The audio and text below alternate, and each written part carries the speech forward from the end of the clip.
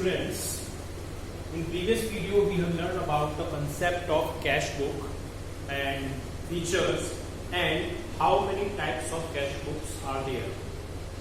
We have learned that there are four types of cash book. First one is single column cash book, second one is double column cash book, third one is triple column cash book, and fourth one is petty cash book. Today we are going to learn about the single column cash book. Single column cash book. In single column cash book, only one amount column is there. One for is debit side and one for is credit side. यानी एक debit side के लिए और एक credit side के लिए. Either you can record cash transaction in this or either you can record banking transaction in this. यानी आप चाहे तो उसमें कैश के ट्रांजेक्शन को रिकॉर्ड कर सकते हैं और अगर आप चाहते हैं तो बैंक के ट्रांजेक्शन रिकॉर्ड कर सकते हैं. दोनों सेपरेटली कंबाइंडली एक साथ रिकॉर्ड नहीं होंगे. फॉर्मेट क्या होता है मैं आपको बता देता हूं. फॉर्मेट इसमें 8 कॉलम्स होते हैं.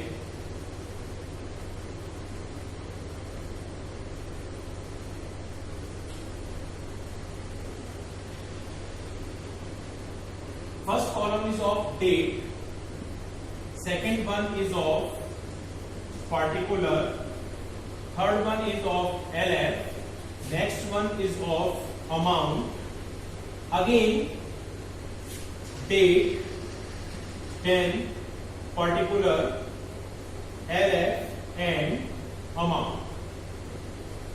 ये हमारा फॉर्मेट होता है सिंगल कॉलम कैश बुक का.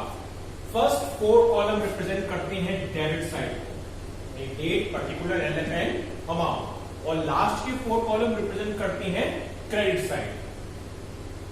ठीक है. यहां पर जो भी आप रिकॉर्डिंग करेंगे वो टू के नेम से करेंगे. ठीक है. और यहां पर आप जो भी रिकॉर्डिंग करेंगे वो बाय के नेम से करेंगे. कि डेबिट साइड में जो भी एंट्री होती है वो टू के नाम से रिकॉर्ड की जाती है और क्रेडिट साइड में जो भी एंट्री होती है वो बाय के नाम से, जैसे to Ram, to sale, to commission. ऐसे ही यहाँ पे बाय परचेज, बाय सैलरी, ये सब चीजें ऐसे रिकॉर्ड की जाती है. मैंने आपको बताया था कि in debit side you have to record all income, all receivings, यानी जितनी भी रिसीविंग होगी वो आप डेबिट साइड पर रिकॉर्ड करेंगे और जितने भी पेमेंट्स होंगे all payment should be recorded at credit side. जितने भी पेमेंट होंगे वो आपके क्रेडिट साइड पर रिकॉर्ड किए जाएंगे. So this is the format of single column cash book. यहां पर आप केवल कैश के ट्रांजेक्शन लिख सकते हैं या बैंक के ट्रांजेक्शन लिख सकते हैं, जैसा आपको कन्वीनियंट आपके बिजनेस कंडीशन अकॉर्डिंग लगे वैसे करना है. Now let's take an illustration जो आपके पिक्चर फॉर्म में आएगा, फिर मैं आपको उसका सॉल्यूशन बताता हूं. So student, in previous video we have learned about the types of cash book. We have learned that there are 4 types of cash book, that is single column cash book, double column cash book, triple column cash book and petty cash book. Now today we are going to learn simple cash book or single column cash book. Prepare like a cash account in the ledger, यानी ये just like a cash ledger के होती है, यानी जैसे cash का laser होता है वही सेम फॉर्मेट होता है कैश बुक का भी, सिंपल कैश बुक का.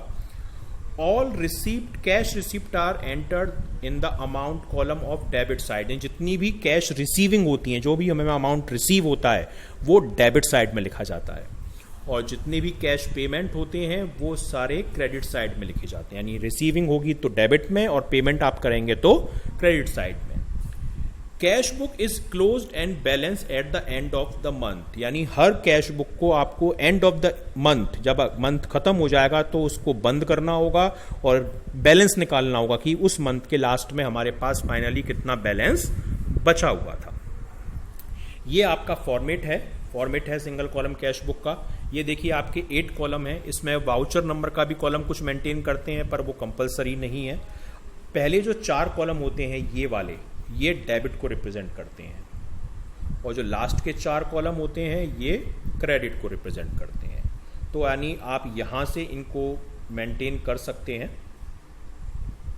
पहला जो कॉलम होता है वो डेट का होता है, यानी जिस डेट को आप ट्रांजैक्शन कर रहे हैं। दूसरा पर्टिकुलर डिटेल लिखी जाती है, फिर LF, फिर amount.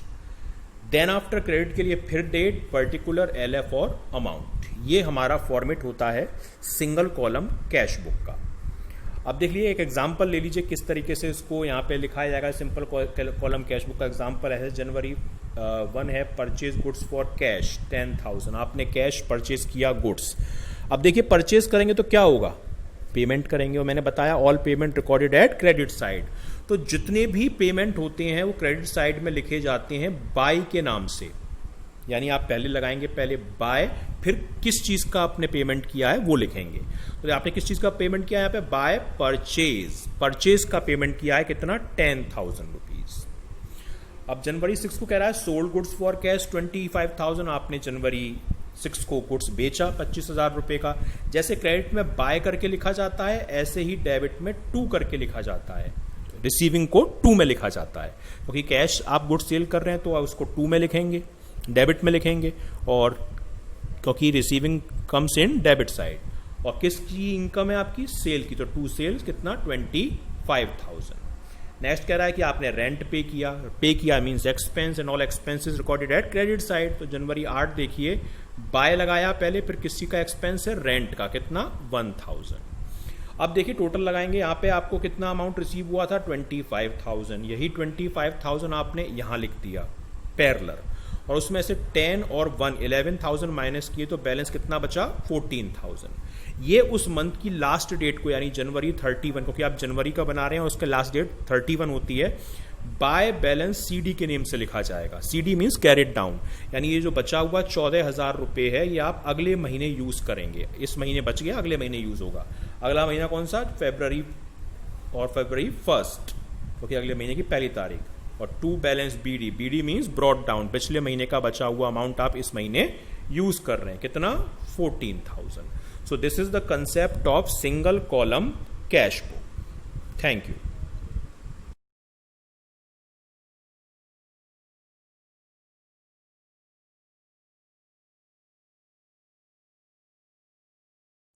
So students, now let's start the illustration number 1 of your book. आप पिक्चर्स में भी देख सकते हैं, जैसा मैंने अटैच किया है वीडियो के साथ। Illustration number 1, that enter the following transaction in the books of cash book of Mr. Ashok. Mr. Ashok की कैश बुक में आपको ट्रांजेक्शंस फॉलोइंग ये रिकॉर्ड करनी है। First one is commence business with cash. Commence business with cash means started business with cash. Mister Ashok ने business में amount invest किया, तो मीन्स उन्होंने क्या किया, बिजनेस में पैसा लगाया। तो बिजनेस में अमाउंट आ रहा है या जा रहा है, बिजनेस को अमाउंट रिसीव हो रहा है, and all receiving should be recorded at debit side. Debit side में रिकॉर्ड की जाएंगे रिसीविंग, और पेमेंट सारे क्रेडिट साइड में रिकॉर्ड की जाएंगे। तो जो भी अमाउंट हम इन्वेस्ट कर रहे हैं जनवरी 1 का है, जनवरी 1, और जो भी अमाउंट इन्वेस्ट होता है बिजनेस लगाने में, वो किस नेम से रिकॉर्ड होता है, कैपिटल। मैंने आपको बताया था डेबिट में जो भी रिकॉर्ड होता है वो टू के नेम से रिकॉर्ड होता है, तो टू कैपिटल। और कितने अमाउंट से इन्होंने अमाउंट बिजनेस स्टार्ट किया है, 20,000 अमाउंट वाले clear, because it is receiving for business. आपको हमेशा पॉइंट ऑफ व्यू बिजनेस का देखना है, बिजनेसमैन का नहीं। अशोक बिजनेस में अमाउंट इन्वेस्ट कर रहा है, मींस बिजनेस में अमाउंट आ रहा है। Second is January code bought goods for cash. हमने कैश बेसिस पे गुड्स परचेज किया, तो मींस हमारे पास से क्या होगा, कैश जाएगा, और यानी expense, all expenses recorded at credit side. तो यहां पे हम लिखेंगे जनवरी 4, एंड यहां पे लिखेंगे by purchase, by purchase account. मैंने बताया था कि जो भी क्रेडिट रिकॉर्ड होता है वो बाय के नीचे होता है। कितने रुपए का परचेज किया है आपने, 18,000 रुपीज का गुड्स परचेज किया है। Clear. Now the third one is January 7, sold goods for cash. आपने सोल्ड किया गुड्स कैश बेसिस पर, you sold the goods on cash basis. When you sold goods you receive the amount, आपको amount receive होगा। So it is a example of income, receiving. तो यानी receiving recorded at debit side, means January 7 आप यहां पर लिखेंगे 2, और किसका इनकम है ये, सेल्स का, तो 2 सेल्स अकाउंट। और कितना हमने सेल किया है, 9,000 रुपीज, ये अमाउंट वाले कॉलम में show. Clear? Next one is paid to Gopal, आपने गोपाल को अमाउंट पे किया, Gopal may be your creditor and you paid the amount for settlement of his account, so it is example of expense. Expense का example है, तो आप इसे किधर report करेंगे? Credit side. जनवरी 9 आप यहां पे डालेंगे और बाय साइड में लिखेंगे बाय गोपाल, ठीक है? और कितना अमाउंट पे किया है आपने उसको? 4,000 रुपीज। तो 4,000 रुपीज आप यहां पर लिखेंगे। Clear? The next one is January 13 received cash from Amit, Amit से आपको कैश रिसीव हुआ, means receiving, and all receiving recorded at debit side. January, and it is example of received cash from Amit, January 13. So January 13 to Amit, and कितना amount हमने उससे receive किया है? As you can see in your books, 8,000 rupees. 8,000 rupees receive हुए। Now the next one is bought furniture, January 15. Furniture आपने purchase किया, means आप cash पे करोगे उसको, it means it is a payment or expense, and all expenses should be recorded at credit side. So January 15 buy किस चीज का expense है? फर्नीचर का। So buy फर्नीचर अकाउंट, कितने अमाउंट का परचेज किया है आपने? You purchase goods furniture of ₹3,000 rupees. Clear? Now the next one is paid interest. आपने कोई लोन या कोई लायबिलिटी आपके ऊपर थी और उसकी आपने इंटरेस्ट पे की है। Pay means expenses, and all expenses recorded at credit side. So January 17 और एक्सपेंसेस कौन सा है? इंटरेस्ट। तो by interest account, and how much interest you pay? 500 rupees. Clear? Now the next one is January 19 received commission. Commission की form में आपको क्या receive हो रहा है? Cash. It means it is a receipt, and all receipts are recorded at debit side. So on January 19 to commission, and कितना commission receive हुआ है आपको? 400 रुपीज। 400 रुपीज ये आपको कमीशन का अमाउंट रिसीव हुआ है।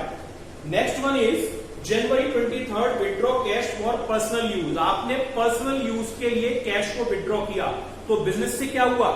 बिजनेस ने आपको कैश दिया, मींस बिजनेस के पास से कैश गया, means it is a example of expense, and all expenses recorded at credit side. So on January 23 by and personal expenses called drawing. So by drawing account, और कितना expense किया है उसने personal के लिए? 2,000। तो 2,000 रुपीज आप रिकॉर्ड करेंगे। Now the next one is on January 25 paid electricity bill, means आपने इलेक्ट्रिसिटी बिल पे किए। It is also example of expenses, and same it will recorded at credit side. जनवरी 25 कौन सा एक्सपेंस आपने pay किया है? Electricity bill. By electricity bill, और कितना आपने अमाउंट पे किया है? 800 रुपीज। 800 रुपीज आप यहां लिखेंगे। Now next one is January 27 paid salary, आपने सैलरी पे की, तो ये भी आप सैलरी की फॉर्म में आप क्या पे कर रहे होंगे? एक्सपेंस। सो जनवरी 27 ये भी आपका यहां पे रिकॉर्ड होगा बाय जनवरी, बाय साइड में जनवरी 27 को कौन सा एक्सपेंस आपने किया है? सैलरी। सो बाय सैलरी, कितना अमाउंट आपने पे किया है सैलरी का? सैलरी का आपने अमाउंट पे किया है 1,200 रुपीज। 1,200 रुपीज ये हो जाएंगे। Now the next one is on January 29 cash sale. Cash sale means you sold goods on cash basis, आपने कैश बेसिस पे गुड्स को सेल किया, तो आपको क्या होगा? कैश रिसीव होगा, यानी it means it is a receipt, and all receipt should recorded at debit side. So January 29 कौन सी इनकम है आपकी? सेल्स की, तो टू सेल्स अकाउंट, और how much amount you will receive? 8,000, आपको 8,000 रुपए रिसीव होंगे। Clear? And now the last one is January 31 bought goods from Ram on credit. आपने राम से गुड्स परचेज किया उधार। अब मैं आपको प्रीवियस वीडियो में बताया था cash book records only cash transaction. All credit transaction can not recorded in the cash book. Credit transaction की रिकॉर्डिंग कैश बुक में नहीं होती है। तो जनवरी 3 उधार का लेन देन है, क्रेडिट ट्रांजेक्शन है, तो it will not recorded in the cash book anywhere, कहीं भी इसकी रिकॉर्डिंग नहीं की जाएगी। अब देखिए आपने इस तरीके से सारी चीजों को रिकॉर्ड कर लिया। अब लास्ट आता है बैलेंसिंग। बैलेंसिंग क्या होती है? यह पता करना कि एंड ऑफ द मंथ हमारे पास कितना कैश अवेलेबल था। आपने यहां पे देख लिया कि कितना आपने रिसीविंग किया, ये सब यहां पे आ गया, कितना आपने एक्सपेंस किया, ये सब यहां पर आ गया। अब आपके पास end of the month cash बचा कितना है, तो उसके लिए आप क्या करेंगे? नॉर्मली क्या होता है कि आपकी डेबिट साइड हमेशा ज्यादा होती है, क्योंकि आप केवल उतना ही अमाउंट एक्सपेक्ट कर सकते हैं जितना आपको रिसीव हुआ है। तो मींस ये साइड आपकी ज्यादा होगी।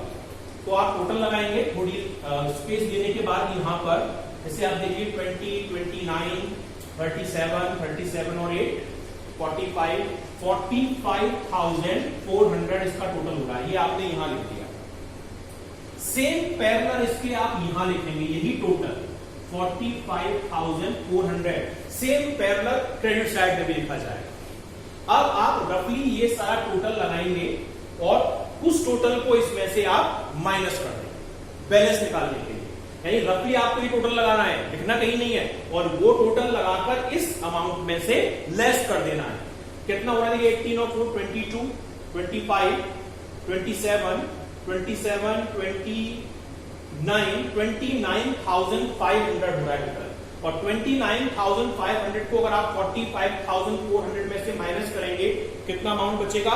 15,900। और 15,900 यहां लिखा जाएगा, ठीक है। और इस अमाउंट को आप यहां डालेंगे मंथ की लास्ट डेट। जैसे जनवरी का आप रिकॉर्ड कर रहे हैं तो जनवरी 31, फेब होता 28 और 29, मार्च होता 31, अप्रैल होता 30, यानी लास्ट डेट डालेंगे और यहां लिख देंगे आप by balance CD. CD means carry down, यानी इस महीने हमें जो बैलेंस बचा है वो हम नेक्स्ट मंथ ट्रांसफर कर रहे हैं। कैरी डाउन का मतलब ट्रांसफर टू नेक्स्ट मंथ। अब इसी मंथ को आप जनवरी के बाद कौन सा मंथ आता है? फरवरी। यहां आप लिखेंगे 1 फरवरी, ठीक है, नेक्स्ट मंथ की फर्स्ट डेट। और इसी बैलेंस को आप यहां पे ट्रांसफर करेंगे किस नेम से? To balance BD. BD means brought down. Brought down means previous year का जो प्रीवियस मंथ का जो बैलेंस है कैश का वो हमने इस मंथ ट्रांसफर कर लिया। कितना बैलेंस था प्रीवियस मंथ में? 15,900। और 15,900 रुपीज हम यहां लेते हैं।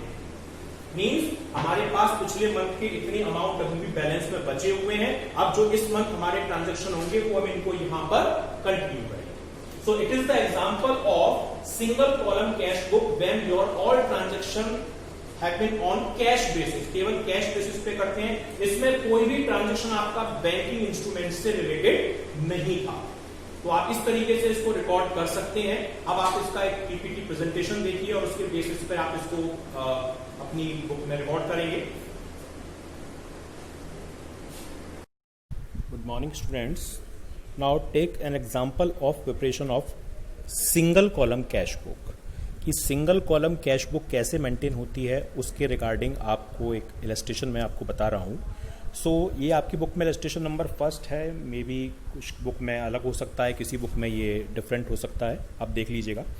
जनवरी 5 कमेंस बिजनेस विद कैश, यानी हमने बिजनेस स्टार्ट किया 20,000 रुपीज़ इन्वेस्ट करने के बाद।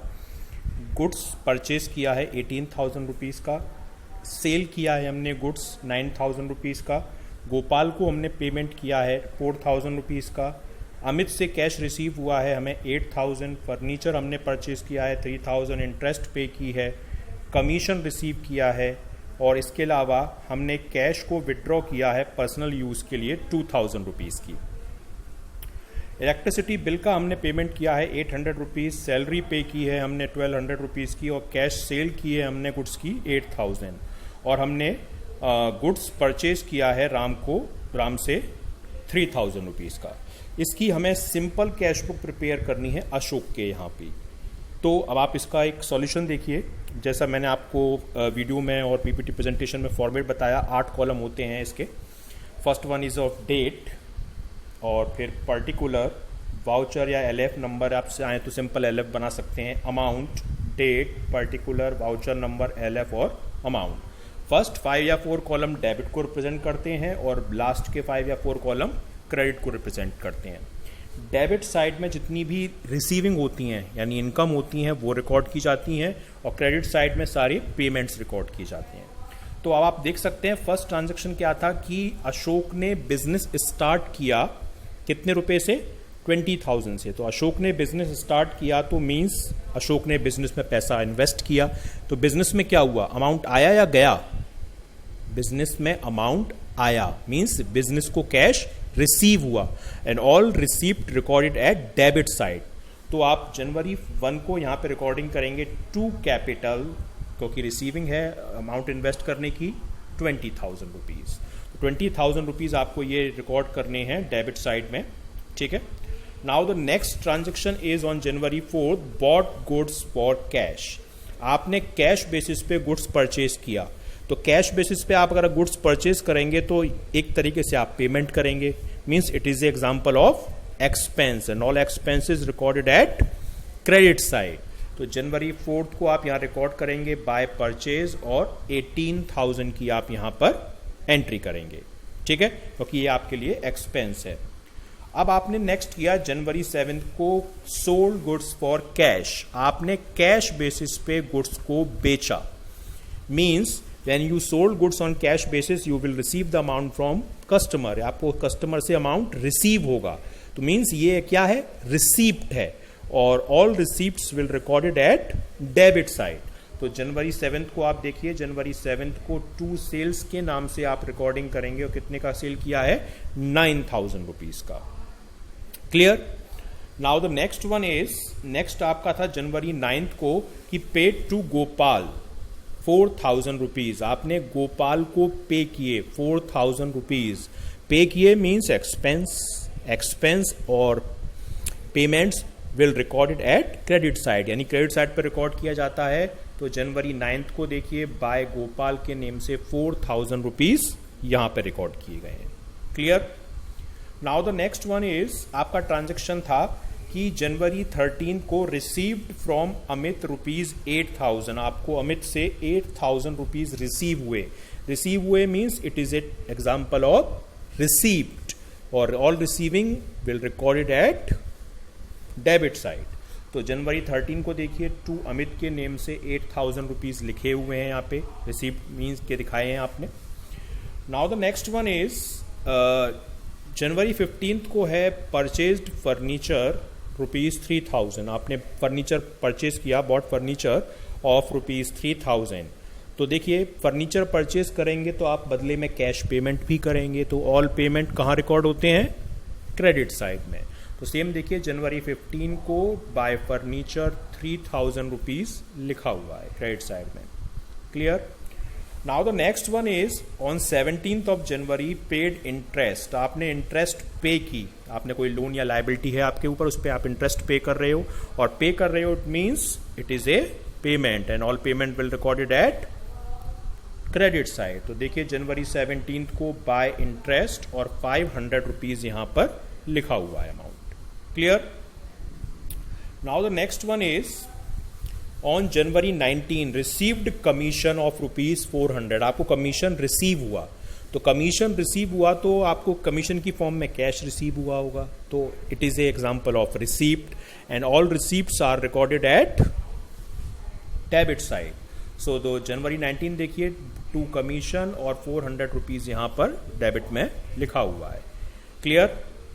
Now the next one is January 23 withdraw cash from business for personal use. हमने बिजनेस से कैश विड्रॉ किया अपने पर्सनल यूज के लिए 2,000 रुपीज।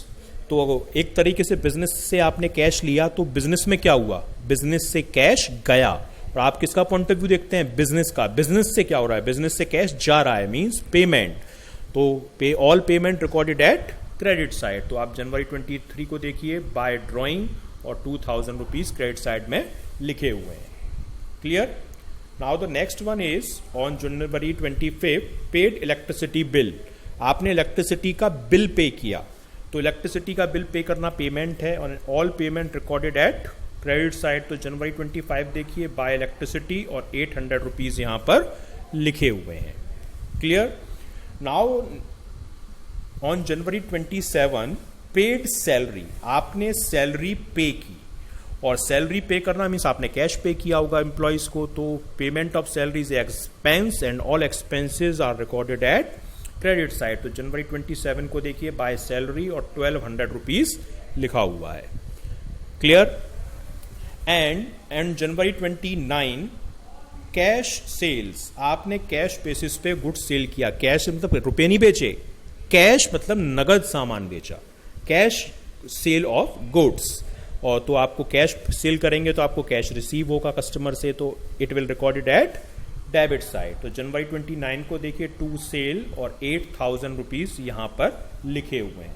अब देखिए लास्ट एंट्री है bought goods from Ram on credit, ये लिखी हुई है। क्लियर कह रहा है कि राम से आपने क्रेडिट बेस पे गुड्स परचेज किया, और मैंने आपको बताया था cash book record only cash transactions, यानी कैश बुक में सिर्फ कैश ट्रांजेक्शन लिखे जाते हैं। There is no recording of credit transaction, credit transaction की कोई भी रिकॉर्डिंग नहीं होती है। So this transaction will not recorded in the cash book, cash book में इसकी कोई भी रिकॉर्डिंग नहीं होगी। Clear? Now the turn is balancing. Balancing क्या होती है? ये पता करना कि एंड ऑफ द मंथ हमारे पास कितना कैश बचा हुआ है। देखिए डेबिट में आपने ये जो भी रिकॉर्डिंग किया, ये रिप्रेजेंट करता है कि पूरे मंथ में आपको क्या क्या रिसीव हुआ, और जो आपने बाय में जो टोटल ये रिकॉर्डिंग करी है, ये रिप्रेजेंट करती हैं कि आपने पूरे मंथ में कितने पेमेंट किए। अब आपको फाइंड करना है कि एंड ऑफ द मंथ कितना तो आपके पास कैश बचा है। तो उसके लिए आप क्या करेंगे, डेबिट साइड का टोटल आप लगाएंगे, क्योंकि डेबिट का टोटल नॉर्मली ज्यादा होता है, क्योंकि आप कभी भी अपनी इनकम से ज्यादा खर्च नहीं कर सकते, तो रिसीप्ट साइड ज्यादा होगी।